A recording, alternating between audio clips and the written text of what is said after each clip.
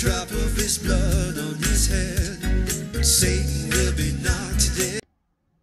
The Bible says that he that speaks in an unknown tongue edifies himself, but he that prophesies edifies the church. 1 Corinthians 14, verse 4. Glossolalia, or speaking in tongues, is a phenomenon in which people speak or appear to speak in languages unknown to them. The term derives from glossaeus lalein, a Greek phrase used in the New Testament, meaning to speak in or with tongues.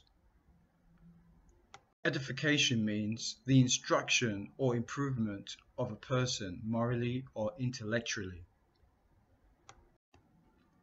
Here are some of the synonyms: education, instruction, tuition, teaching, training, tutelage, guidance, and there's a lot more.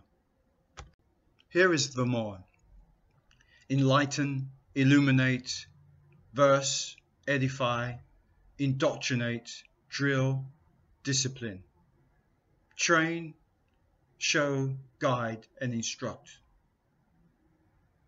When you speak in tongues, you utter mysteries by the Spirit of God.